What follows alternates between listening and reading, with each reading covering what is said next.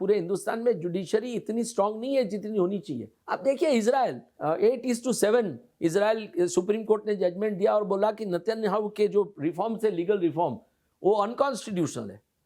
अब जहां वॉर चल रही है, देश देख रहा है कि क्या हालत होगी, उस माहौल में सुप्रीम कोर्ट बोलती है कि नेतन्याहू कैनॉट से कि सरकार जुडिशरी पर हावी हो सकती है।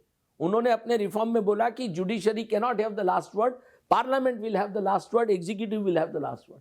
जजेस ने बोला nothing doing, and supreme court of Israel is led by a lady जज, एंड द अटॉर्नी जनरल जो है वो एक महिला है। उन्होंने सरकार को डिफेंड करने से इनकार कर दिया इस कानून में, बोला कि नहीं, ये कानून अनकॉन्स्टिट्यूशनल है और मैं सरकार को नहीं डिफेंड करूंगी।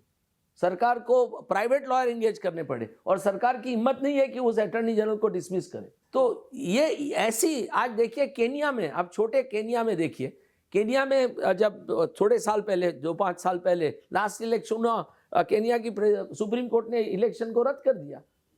पाकिस्तान देखिए, पाकिस्तान सबसे बड़ा मिसाल है। मैं कहता हूं, आप पाकिस्तान को रोज कोसते हैं, पर जब चीफ जस्टिस इफ्तिखार चौधरी को हटाया गया जनरल मुशर्रफ की रेजिम में, पूरा बार पाकिस्तान में खड़ा हो गया।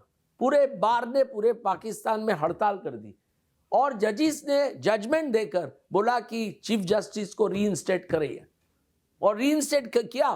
तो जो आप कह रहे हैं कि जो कॉन्स्टिट्यूशन में जुडिशरी को जो इंडिपेंडेंस दी गई है, प्रैक्टिकली आज जुडिशरी उतना इंडिपेंडेंट नहीं है। नहीं, जरूर नहीं है, जरूर नहीं है। We all need to really address this issue. Good जजेस also have to address this issues. Good जजेस शुड नॉट रिमेन साइलेंट। उनको जब बेंच में तब बोलना चाहिए, बाहर निकल के बोलने का कोई फायदा नहीं है कि कुछ अच्छा नहीं हो रहा है। आज एफिशिएंसी इज मोस्ट इंपॉर्टेंट।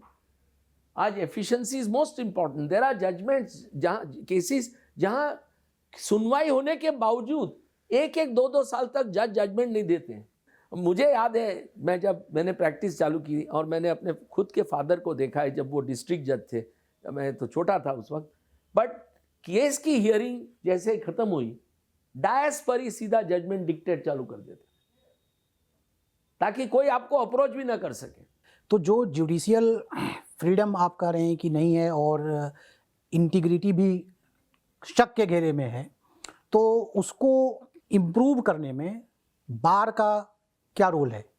बार का बहुत बड़ा रोल है। और वो रोल कितना पूरा हो रहा है? बार का बहुत बड़ा रोल है। बार का दायित्व अब है कि जो सिस्टम को अगर अच्छी बनाना है तो बार को ही काम करना है, और अगर सिस्टम खराब हो रही है तो बार के कारण भी हो रही है। और जस्टिस अरुण मिश्रा ने लिखा है एक केस में तमिलनाडु के, कि बार की ड्यूटी कॉन्स्टिट्यूशनल ड्यूटी बनती है कि एक, देखिए एक चीज समझ लीजिए, आज देश आजाद क्यों हुआ?